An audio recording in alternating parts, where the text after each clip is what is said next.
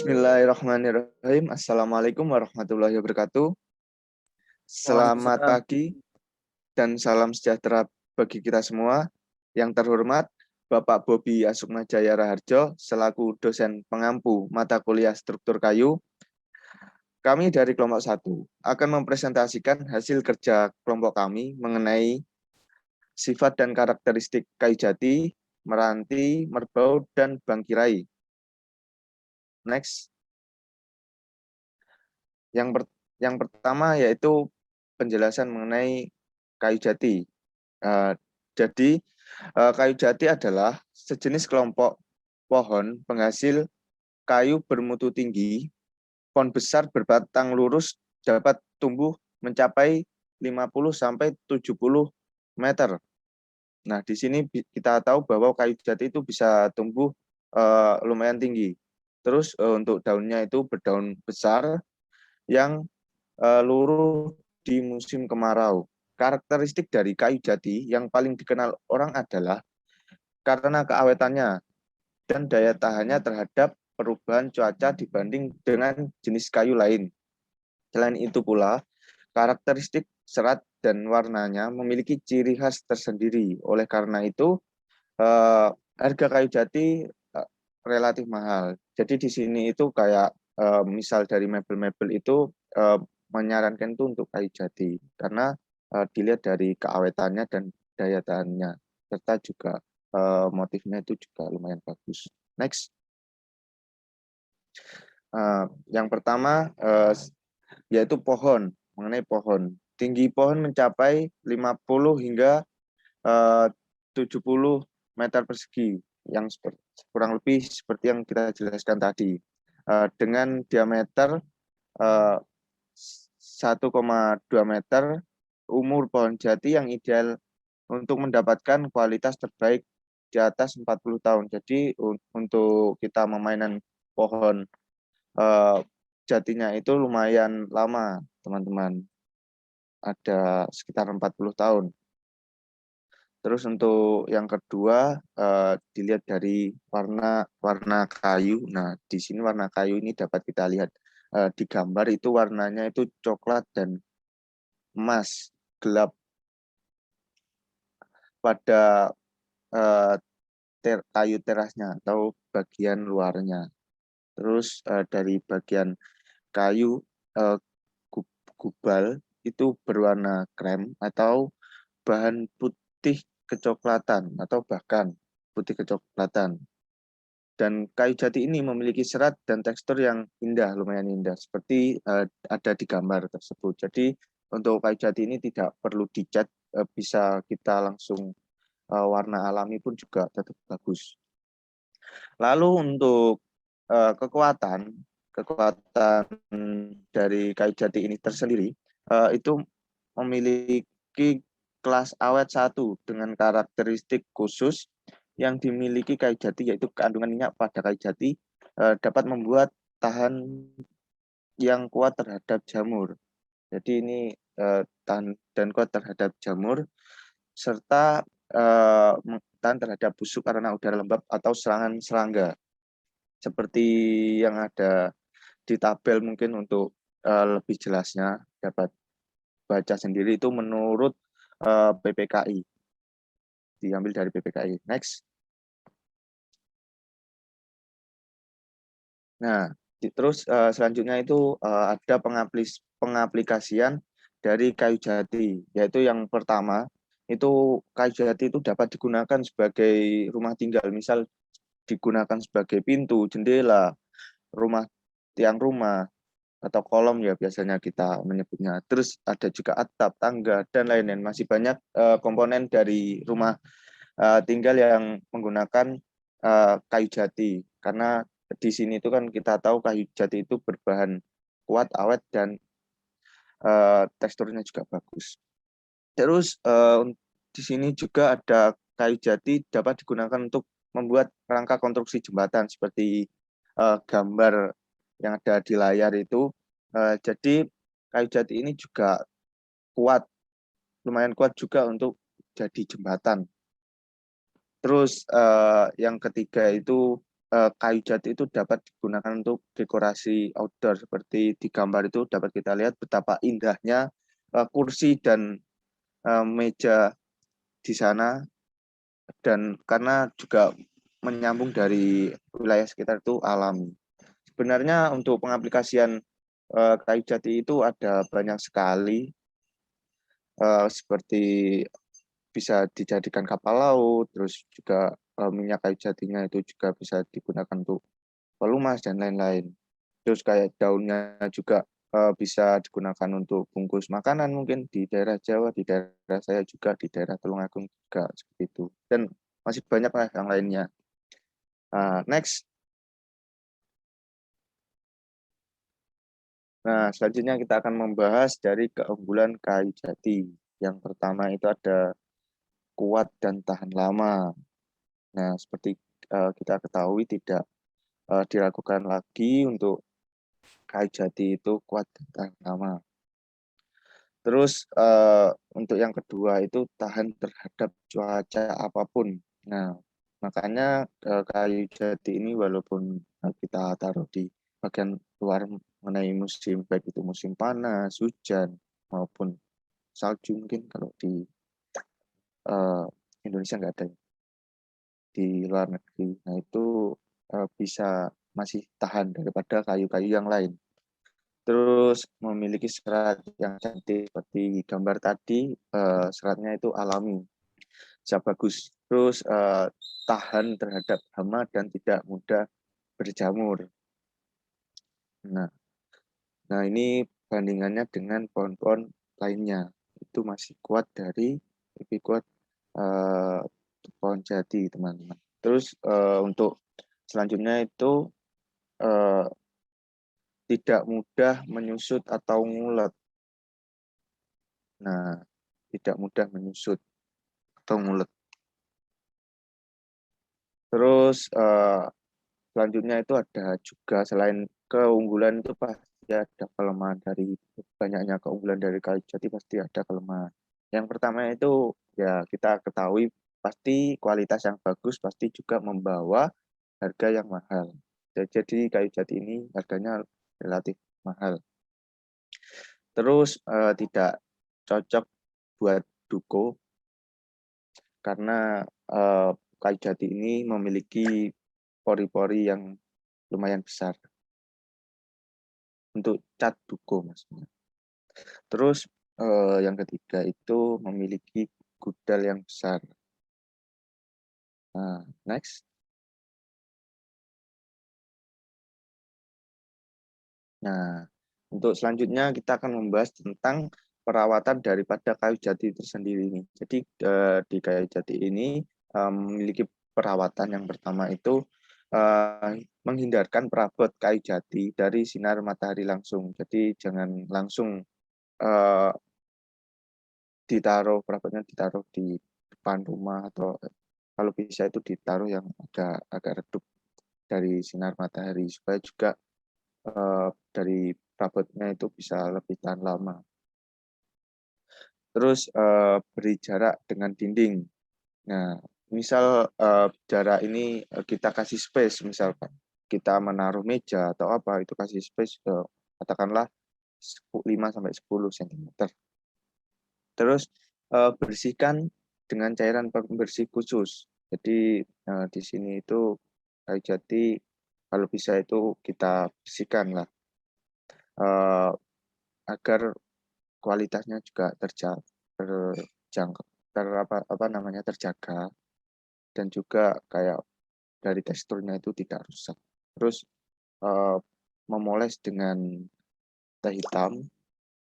Nah, di sini itu kandungan zat yang ada di dalam teh hitam itu ternyata dapat berguna untuk merawat perabot yang terbuat dari kayu jati. Nah, ini mungkin ada ilmu baru mungkin dari saya atau teman-teman. Ternyata teh hitam ini juga bisa untuk perawatan kayu, terutama kayu jati. Terus perlakukan dengan hati-hati. Nah, di kita ketahui bahwa kayu jati ini kan juga mahal, jadi kita perlakukan dengan hati-hati. Terus selanjutnya itu memoles dengan minyak kayu jati. Nah, agar warna alami perabot kayu jati tidak cepat mudar, kita harus memolesnya juga di bagian finishing. Jadi gosok perabotan dengan kuas, dengan kuas yang dilumuri minyak tersebut.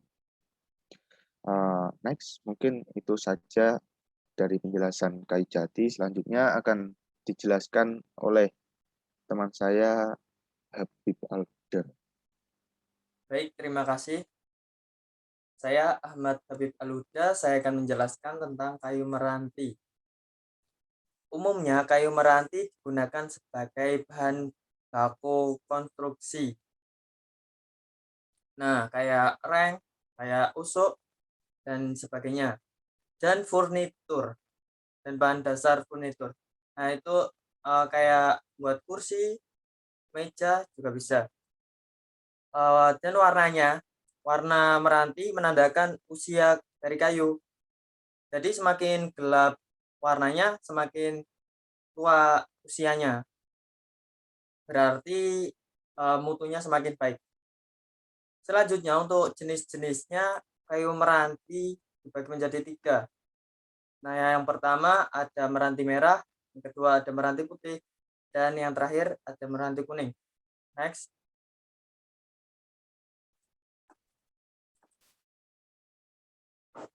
Lanjut.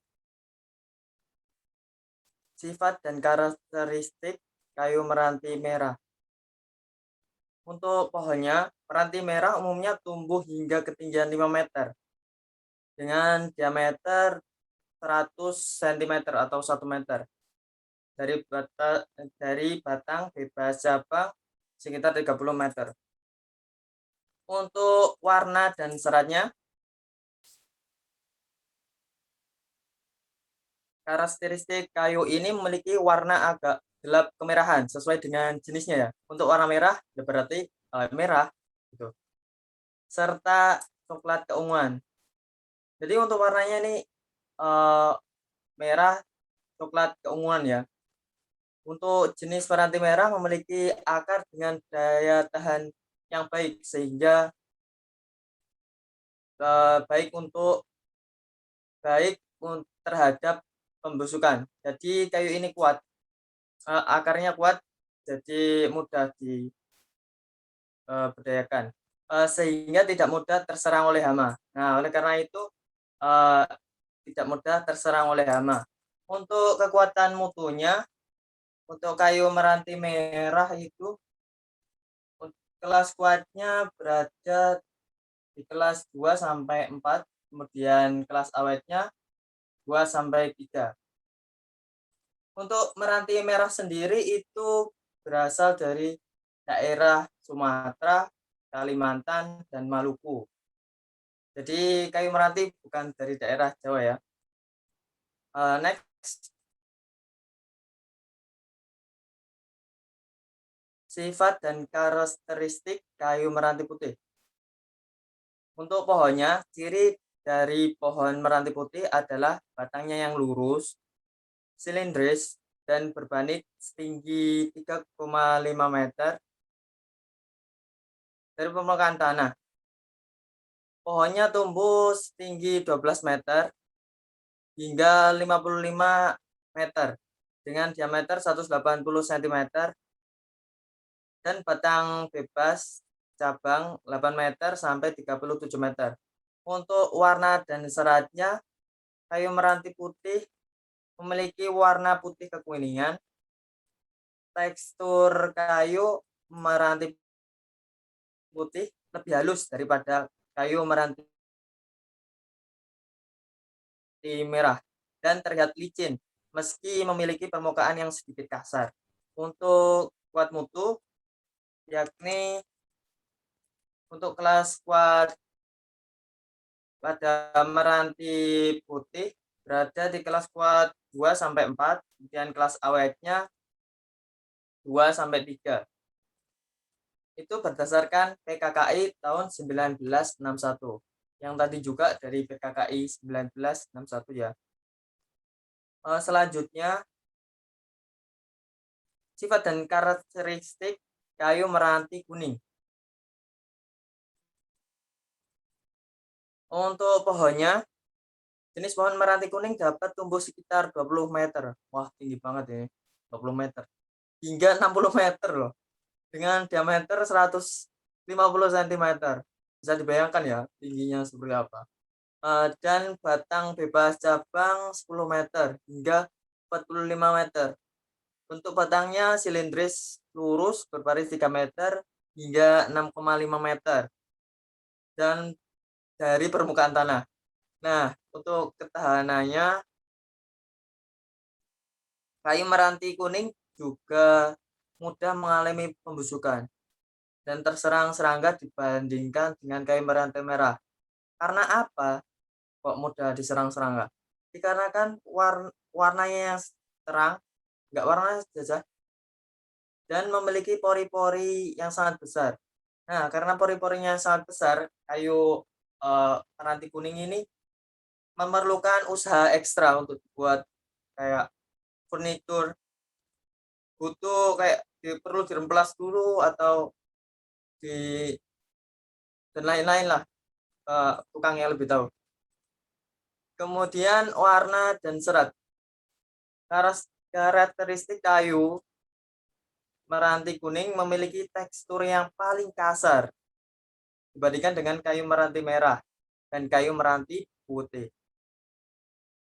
Kayu meranti kuning memiliki warna kuning kecoklatan yang akan bertambah semakin gelap saat usianya semakin tua. Jadi keunikan kayu meranti itu, kita dapat mengetahui usianya walaupun nggak pasti ya. Kalau semakin gelap berarti itu sudah tua kayak itu. Untuk pengaplikasiannya selanjutnya, pengaplikasiannya ini akan dijelaskan oleh teman saya Alif Dwianda. Untuk tempat dipersilakan. Baik, terima kasih Habib. Nah, di sini saya akan menjelaskan mengenai pengaplikasian meranti. Untuk yang meranti kuning ini sendiri, karena dia memiliki pori-pori yang besar dan mudah terlihat, nah dia itu biasanya digunakan untuk furnitur rumah, seperti pada gambar dia untuk kusen. Nah, untuk meranti yang merah ini, cocok digunakan sebagai konstruksi bangunan seperti meja, usuk, reng, kusen, dan pintu, dan jendela. Seperti yang digambar, untuk meranti putih umumnya digunakan untuk furniture seperti lemari, meja, kursi, dan perabotan. Next. Di sini terdapat keunggulan dan kelemahan dari kayu meranti. Untuk keunggulannya itu, yang pertama ada kayu meranti mudah dikeringkan. Kenapa mudah dikeringkan? Karena kayu meranti itu memiliki sekitar kandungan air 15% dari berat jenisnya. Untuk yang kedua, kayu meranti awet dan tahan lama. Kenapa dibilang awet dan tahan lama? Karena kayu meranti ini memiliki batang yang keras.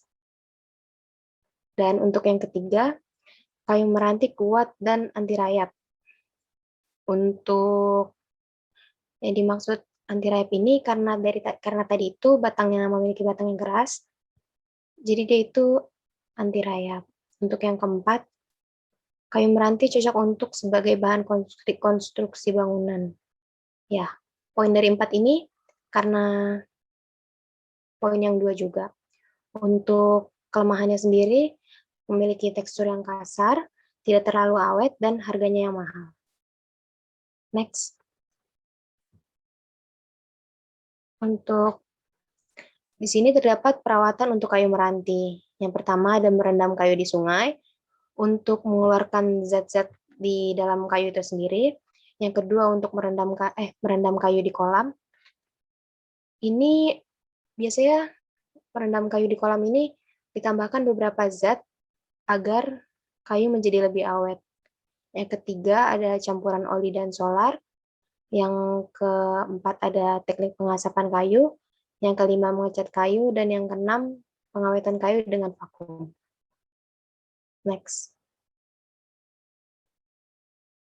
Selanjutnya ada kayu merbau yang akan dijelaskan oleh teman saya.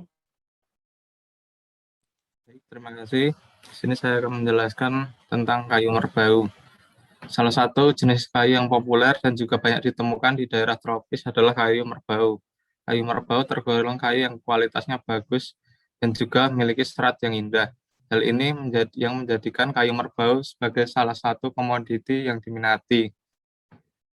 Kayu merbau itu biasanya tumbuh di sekitar pedalaman Sulawesi, Maluku, daerah wilayah Maluku dan Papua Barat. Kayu ini merupakan kayu yang dilindungi, jadi tidak bisa untuk di dan juga tidak bisa dibudidayakan secara umum. Kayu ini memiliki serat yang juga kasar. Kayu ini sangat tumbuh secara liar juga. Next. Sifat dan karakteristik kayu merbau. Pohon berperawakan sedang hingga besar, dapat mencapai ketinggian 40-50 meter jika sudah berumur puluhan tahun, dengan batang bebas cabang sekitar 20 meter dan gemang hingga 160-250 cm.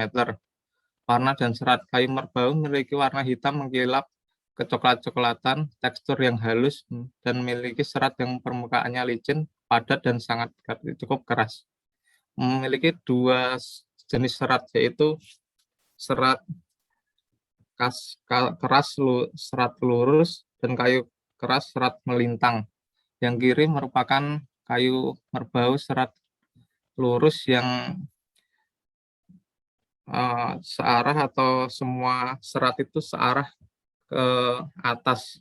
Sedangkan kayu merbau serat melintang memiliki dua bercampur antara arah horizontal dan vertikal dalam satu serat kayu. Untuk kuat mutunya dapat dilihat pada tabel PKKI tahun 1961. Next. Pengaplikasian kayu merbau. 1. Sebagai bangunan rumah, seperti pada contoh digunakan lantai dan tangga rumah. Yang kedua, pembuatan bak truk. Yang ketiga, tiang dan pagar rumah. Next. Keunggulan kayu merbau. 1. Tekstur yang keras, yang cukup keras. 2. Durabilitas sangat tinggi atau sangat awet, bisa bertahan hingga puluhan ratusan tahun. 3. Tidak mudah dimakan rayap, sehingga serangga tidak mempunyai kekuatan untuk memakannya. Yang selain keunggulan kayu merbau, terdapat juga kelemahannya, yaitu 1. Bahan yang langka atau dilindungi. Kayu merbau termasuk pohon yang dilindungi untuk saat ini, karena kan jumlahnya yang semakin menurun dan juga perkembangbiakan yang cukup lama. Kedua, belum dibudidayakan. Kayu merbau juga belum dibudidayakan secara umum, dan juga saat ini belum ada yang juga membudidayakannya. 3. Biaya produksi kayu mahal. Dikarenakan kayu yang teksturnya yang keras, kayu ini membutuhkan proses yang cukup lama, sehingga kesulitan untuk membutuhkan biaya yang cukup lebih untuk memproses kayu tersebut. Next. Perawatan kayu merbau. 1. Hindari gesekan yang terlalu kasar. Kedua, menjaga kelembapannya. Ketiga, gunakan cairan khusus. Di sini hindari gesekan terlalu kasar ini menggunakan bersihkan dengan kain lembut saja atau kanebo. Untuk menjaga kelembapannya itu menyapu lantai setiap hari agar debu tidak menumpuk di permukaan parket. Yang untuk menggunakan cairan khusus ini biasanya menggunakan air perasan lemon atau menggunakan white wine vinegar. Selanjutnya akan dilanjutkan oleh rekan saya, Kayu Bangkirai, oleh Adrian Wahyu Purnomo. Terima kasih.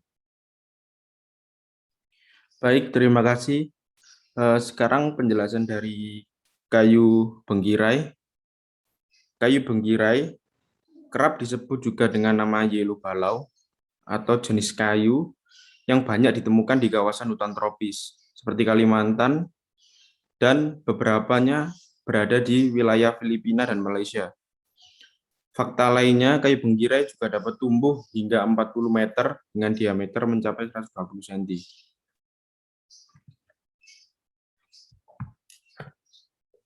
Sifat dan karakteristik kayu benggirai ditinjau dari pohonnya.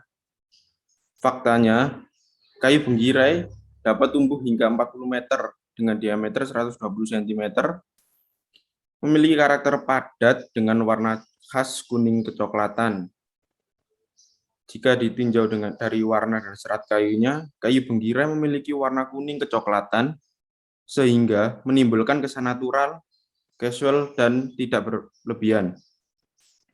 Alasan menggunakan kayu jenis ini dikarenakan memiliki serat yang sangat indah. Selanjutnya, kayu benggirai jika dilihat dari PKKI 1961 tergolong dari kelas kuat kayu 1-2 dan kelas awet 1-2 atau 3. Pada pengaplikasiannya, kayu benggirai bisa digunakan untuk bangunan rumah seperti digunakan untuk dinding kayu seperti pada gambar karena motifnya yang sangat indah, dan sebagai bahan pembuatan perahu karena memang dia mempunyai kelebihan untuk bisa menjaga kelembapan dirinya sendiri. Dan selanjutnya adalah decking lantai yang pada umumnya sekarang banyak digunakan orang karena dia memiliki tekstur yang kasar dan motif yang sangat indah. Selanjutnya, keunggulan kayu benggirai yaitu yang pertama ada memiliki kekuatan yang baik karena merupakan salah satu dari jenis kayu yang memiliki kekuatan hampir sama dengan kayu jati. Hal ini menjadikan kayu ini cocok untuk bahan-bahan bangunan seperti decking tadi atau lantai. Yang kedua adalah awet dan tahan lama, sehingga dia cocok untuk konstruksi jembatan, perkapalan atau perahu tadi, hingga bantalan rel atau proyek-proyek besar lainnya. Yang ketiga, kayu benggirai bisa diproses dengan mudah atau pengolahan secara mudah. Walaupun memiliki kekuatan yang baik, kayu ini juga tergolong mudah untuk diolah menjadi bahan bangunan, dipotong, diserut, ataupun diukir. Dan dijadikan beberapa aneka produk eksterior seperti meja kursi dan beberapa furniture lainnya. Yang keempat, tekstur serat yang sangat indah, jadi cocok sebagai perabot interior atau lantai tadi, yang cukup dilapisi oleh pelitur sehingga bisa menimbulkan motifnya tadi. Dari keunggulan juga ada kelemahan kayu benggirai. Yang pertama adalah sulit dipindah. Maksudnya sulit dipindah ini dia memiliki bobot yang sangat berat. Jadi kayu benggirai ini sebenarnya indah secara motif dan kuat, tetapi dia memiliki bobot yang sangat berat sehingga pengrajin ataupun pengguna itu terkadang sangat kesulitan untuk mengaplikasikannya. Yang kedua, mudah retak karena memang kayu ini memiliki sifat ketas sehingga kekuatannya itu hampir over, dan kebanyakan orang pada pengaplikasiannya dia mudah retak. Selanjutnya perawatan kayu benggirai. Di sini perawatannya yang kita tinjau ada 2 cara, yaitu adanya wood preservation atau biasa disebut pengawetan kayu. Pada semua jenis kayu juga bisa sebenarnya. untuk memperpanjang masa pakai kayu dengan membuatnya tahan terhadap faktor perusak seperti hama atau itu biasanya rayap atau jamur, karena memang pada prosesnya kayu diletakkan di luar ruangan dan diberi zat perlindungan anti jamur dan anti rayap pada kayu. Yang kedua, perawatan kayu penggira adalah lantai yang diminyaki alami. Di sini berfungsi untuk lebih menonjolkan tekstur atau seratnya tadi yang sangat indah. Di samping itu, diminyaki bertujuan untuk merawat agar keindahan kayu tersebut tetap terjaga. Baik, terima kasih. Itu dari kami, presentasi dari kami. Mohon maaf apabila ada salah kata. Wassalamualaikum warahmatullahi wabarakatuh. Waalaikumsalam warahmatullahi wabarakatuh.